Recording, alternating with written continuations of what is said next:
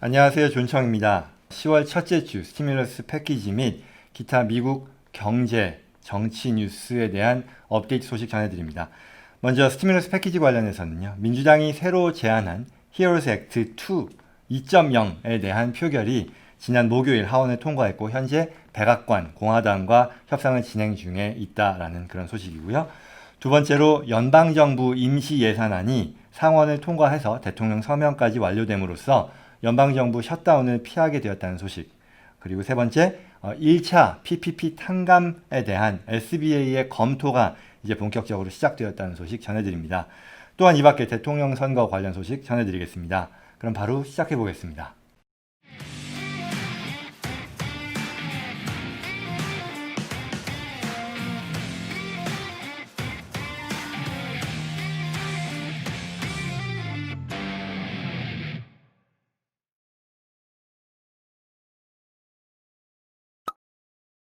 첫 번째 소식입니다. 스티뮬러스 협상 관련해서요. 민주당이 새롭게 제안한 2.2조 달러의 수정안 히어로스 액트 2.0이라고 부르는데요. 하원을 통과했습니다. 찬성 214표, 반대 207표를 거쳐서 하원을 통과했고 이제 상원으로 넘어갔습니다. 여러 가지 의미가 있을 텐데요. 우선 첫 번째로는 그동안 낸시 펠로시 하원 의장 등 민주당의 지도부가 요구하는 또는 말하고 있는 그 2.2조 달러에 달하는 부양안의 내용이 구체적으로 뭐냐라는 거에 대해 궁금증이 많이 있었는데요. 이 부분에 대해 소개가 되었다라는 그런 의미가 있겠고요. 두 번째는 협상을 진행하는 데 있어서 민주당 입장에서는 공화당과의 어떤 협상뿐만이 아니라 내부의 표를 단속해야 되는 그런 입장이었었거든요. 말하자면 민주당 그 하원 의원들 중에서도 서로 다른 목소리를 내는 그런 상황이다 보니까 하원에서 표결을 진행하더라도 이게 통과가 될 것인지에 대한 그런 궁금증이 있었던 상황이었었고요. 그와 같은 부분들에 있어서 어떤 여러 가지 목소리들을 다 하나로 모아내는 데 성공했다라는 그런 의미가 있다고 하겠습니다. 이제 어쨌거나 공은 상원으로 넘어간 상황이고요. 그러면 이제 이 스티뮬러스 협상 관련해서 각 당의 분위기를 살펴보면요. 공화당, 백악관, 또 민주당 모두 어떻게 보면 지금 상황에서는 좀 긍정적인 예상들을 하고 있는 것 같습니다. 사실 이번 한 주 동안 긍정적인 전망이 계속해서 이어졌던 게 사실인데요. 그러다가 목요일이었었죠. 최종적으로 이 표결 이전에 협상이 타결이 되지 않을까 하는 그런 기대에서 타결이 안 되고 하원의 통과, 하원의 표결이 이어졌었던 거죠. 금요일 또 휴회가 이루어질 때까지, 하원이 휴회가 될 때까지 이후에 전개가 되는 것이 별로 부정적인 것으로 가는 것 아니냐라는 그런 우려가 있었지만 목요일 밤에 트럼프 대통령이 코로나 확진에 대한 그런 소식이 나오고 나서는 이 분위기가 다시 반전됐다는 거죠. 그래서 어제 금요일 낸시 펠로시 하원 의장의 기자회견에서는 트럼프 대통령의 코로나 확진이 협상의 상황을 크게 바꿨고 민주당의 입장은 긍정적으로 타결될 것을 바라고 또한 그렇게 될 것이라고 조심스럽게 예상한다라는 그런 언급을 했습니다. 또 이와 관련해서 같은 기자회견에서 지금 현재 이번 주에 계속해서 나오고 있는 항공업계의 해고 관련해서도 좀 참아달라. 이제 2차 스티뮬러스 패키지에 항공산업에 대한 구제안도 포함되어 있고 설사 이게 진행되는 게 더디다 하더라도 별도의 법안을 통해서 지원안을 통과시킬 예정이니까 해고 관련된 것들을 좀 중단해달라고 요청한 상황입니다. 또 낸시 펠로시 하원 의장의 이와 같은 발언으로 인해 주식시장이 처음에는 금요일 오전에 그 트럼프 대통령 확진으로 인해 굉장히 떨어지고 있는 상황에서 낙폭을 줄이는 그런 모습을 보였다라고도 하네요. 그 밖에 백악관 그리고 공화당의 입장도 굉장히 긍정적이고요. 특히 백악관의 경제보좌관인 스티븐 부어는 향후 열흘 이내에 협상이 타결될 가능성을 65% 이상으로 본다라는 것을 기자회견을 통해 밝혔네요. 앞으로 어떤 식으로 될지 지켜볼 필요가 있을 것 같습니다. 자, 그렇다면 이 민주당이 제안한 수정된 히어로스 액트 또는 히어로스 액트 2.0의 내용이 뭔지 살펴볼 필요가 있을 텐데요. 이 내용이 공개된 게 그렇게 오래된 게 아닙니다. 지난 월요일 저녁에 소개가 됐고 그 내용을 토대로 협상이 이틀 정도 이어지면서 바로 목요일 하원에서 표결이 이루어졌던 거죠. 총 2150페이지가 넘는 방대한 양의 법안이었었고요. 주요 내용은 2차 스티뮬러스 체크, 예전에 히어로스 액트에서 얘기했던 것과 같은 내용입니다. 1200불 플러스 500불 부양가족에 대한 지급이고요. 1차 우리 이미 지급받은 1200불의 내용과 큰 틀에서는 동일하나 부양가족에 대해서는 좀 더 완화된 규정, 즉 부양가족에 대해 뭐 17세 이하여야 된다거나 그런 제약이 없어졌다라고 얘기하네요. 그리고 우리가 또 관심을 갖는 실업수당 연장 관련해서는 600불의 실업수당을 보조해주는 것이 연장되는 그런 안이고 내년 1월 말까지 9월 6일부터입니다. 그러니까 소급 적용이 되는 거겠죠. 대략 한 4개월이 좀 더 넘는 그런 기간일 텐데요. 그 내용이 들어가 있다는 점, 그리고 2차 PPP에 대한 내용도 1차에 비해 훨씬 더 완화된 내용으로 들어가 있다고 하고요. 그 밖에 세입자 구제안에 대한 내용도 들어가 있고 그 밖에 또 다른 내용들이 있는데 여기서 주목할 만한 점들로서는 크게 봐서 두 가지가 있다고 하네요. 스테이트 앤 로컬 정부에 대한 지원. 아마 많은 분들께서 아시겠지만 지금 공화당과 민주당 안에 있어서 가장 큰 차이, 어떤 접점이 찾아지지 않는 그런 부분이 지방정부에 대한 지원인 거죠. 민주당의 입장에서는 지방정부의 어떤 그 어려움을 같이 이번에 도와줘야 한다는 그런 입장이고, 공화당은 특히 민주당이 주도하는 그런 주정부의 어떤 과거 방만한 운영에 대해서까지 우리가 해줄 수는 없다. 뭐 이런 식의 차이인데요. 지금 새로 나온 스티뮬러스 2.0, 히어로스 액트 2.0의 내용에 따르면 여전히 들어가 있습니다만 그 금액이 과거에 비해서 거의 절반 이하로 떨어졌습니다. 4,300억 불에 해당이 되니까 과거 거의 1조 달러, 9천억 불에 비하면 절반 이상으로 줄어든 거니까요. 좀 더 그 간극이 좁혀진 게 아닌가라고 보여지고요. 그리고 앞서 말씀드린 것처럼 두 번째로 항공사들, 항공업계에 대한 어떤 그 구제안이 과거에 민주당 안에는 안 들어가 있었는데 이번에 같이 들어갔다는 점을 주목할 만하다고 하겠네요. 앞서 말씀드린 대로 이와 같은 내용이 월요일 날 나오고 나서 계속해서 뭐 긍정적인 목소리, 부정적인 목소리들이 나오던 중에 지금 현재는 이제 하원이 통과되고 상원에 올라간 상태로서 긍정적인 목소리가 나오고 있다라고 보면 될 것 같고요. 그리고 또 한편으로는 이게 공화당에서도 정확하게는 이제 백악관에서도 이 히어로스 액트 2.0 안이 월요일 날 소개가 되고 나서 수요일에 백악관에서 카운터 오퍼를 했습니다. 바로 민주당 안에 대한 수정 제안이었는데요. 이 안의 내용은 자세히는 뭐 살펴보진 않겠습니다만 금액 면에서는 1.6조 달러에 달한다고 합니다. 그러면 이제 한 걸음 떨어져서 보면 민주당의 안도 대략 2.2조를 얘기하고 백악관의 안도 1.6조 달러에 달한다고 하면 작게 보면 한 3천억 불에서 뭐 5천억 불 정도의 차이니까 처음에 초기에 거의 2조 달러가 넘는 수준의 차이에 비하면 훨씬 더 줄어든 거고 이제 더 이상 큰 문제가 없지 않을까. 말하자면 민주당 입장에서도 이 정도는 양보할 수 있지 않을까라는 것, 또는 공화당 입장에서도 이 정도는 더 충분히 할 수 있지 않을까라는 그런 양당의 각각의 관점에서 봐서도 금액상으로는 크지 않을 수도 있다 할 텐데 왜 여전히 타결이 안 되는지에 대해서는 이렇게 얘기를 하네요. 금액에 대한 차이도 물론 있겠고요. 금액은 앞서 말씀드린 것처럼 여전히 그 스테이트 앤 로컬 정부의 지원에 있어서 그 정도의 차이가 남아있다는 거고요. 그보다 더 중요한 것은 금액뿐만이 아니라 이게 말하자면 뭐 악마는 디테일에 있다 뭐 이런 식으로 구체적인 내용의 차이가 꽤 간극이 크다라고 하네요. 결국 이걸 어떤 식으로 사용할지에 있어서 어떤 상황에서 이걸 사용할 수 있고 얼마만큼을 쓸 수 있을지에 대한 것들이 각각 접점이 나온 그런 항목들에 있어서도 구체적으로 들어가다 보면 차이가 있다 보니 이런 입장차들을 조율하는데 난항을 겪고 있다라는 얘기를 펠로시 의장이 했습니다. 여기까지가 이 스티뮬러스 패키지 관련된 내용이었었고요. 다음 소식입니다. 연방정부의 임시 예산안이 상원에서도 통과되었다는 소식입니다.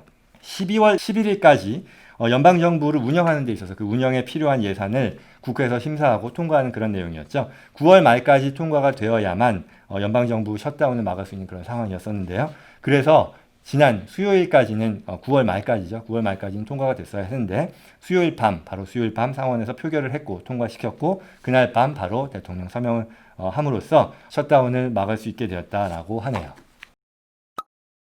다음 소식입니다. 1차 PPP 탕감이 시작되었다는 소식입니다. 지난 목요일 연방재무부의 대변인이 기자회견을 했고요. 이 기자회견에서 SBA가 이제부터 융자 탕감에 대한 허가를 진행하겠다, 시작하겠다라고 발표했습니다.